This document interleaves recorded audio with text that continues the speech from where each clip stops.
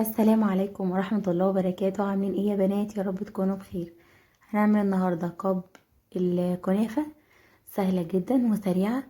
هو تقريبا القوالب كلها بتكون حجم واحد وبتكون مقاس واحد، فالكمية اللي انا هستخدمها دي حوالي ربع كيلو من الكنافة.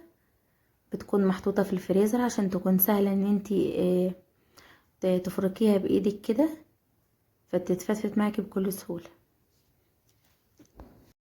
زي ما قلت، معايا الكمية ربع كيلو كنافة، عليهم معلقتين كبار سكر بودر، ونص كوباية من الزيت او السمنة، او الزيت مع وسمنة مع بعض، او زبدة المتوفر عندك.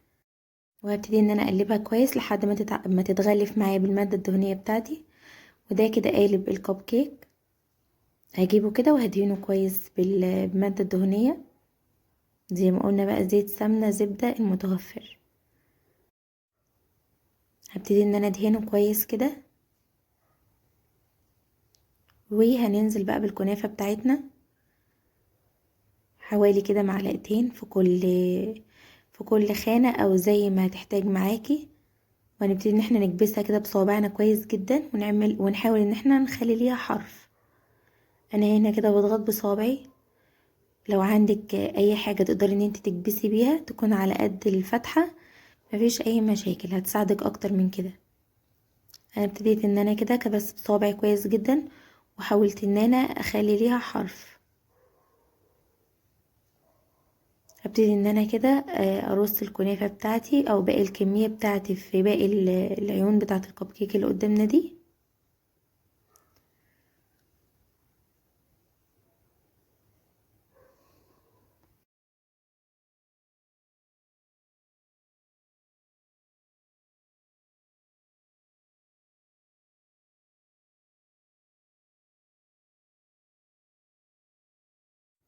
دي كده الكمية بتاعتي كلها بقت جاهزة خلاص. هدخلها الفرن على درجة حرارة 180. هتقعد حوالي ربع ساعة وهتكون جاهزة بالشكل اللي انتوا شايفينه. هبتدي بقى ان انا اخرجها كده الفرن، تكوني مسخناه من اول ما تبتدي عمايل في الكنافة بتاعتك. اول ما هتخرج معايا بقى كده هسقيها من الشربات او السيرب بتاعي.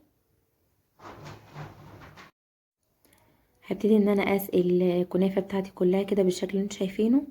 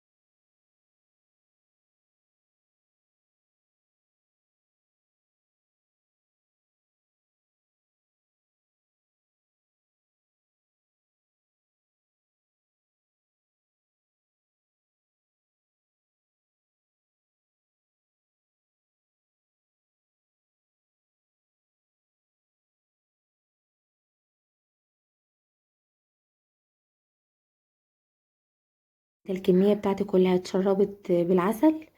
فهبتدي بقى ان انا كده اقلبها على اي حاجة، بس انا البلانشة دي نظيفة. قلبت عليها كده الكب كيك. ده الشكل بتاعها، شايفين التحميرة بتاعتها كلها لون واحد. هبتدي ان انا بقى عندك في الخطوة دي على حسب ذوقك انتي وانتي حابة ايه. انا هنا هستخدم كاسترد للتزيين. هنعمله بالطريقة العادية الكاستر بتاعنا، بس انا متقلة شوية علشان خاطر احطه بالقمع زي ما تشوفوه كده بالفيديو. دي الكبات بتاعت الكنافة، شكلها تحفة يا بنات. ممكن تزينوها بالشوكولاتة من فوق، ممكن بالقشطة الكدابة، اي حاجة يعني انت وذوقك. انا هنا كده ده الكاستر، هزين بيه كده.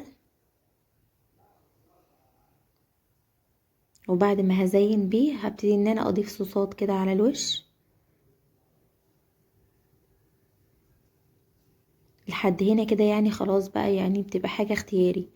انتي مش حابة الكاسترد ممكن تضيفي قشطة كدابة، مش حباها ممكن تضيفي شوكولاتة على الوش. ممكن تضيفي قطع فاكهة، اي حاجة بتكون تحفة. فكرتها بتكون مختلفة عن الكنافة العادية في التقديم بتاعها. كده انا خلاص خلصت الكمية كلها، شايفين الشكل بتاعها.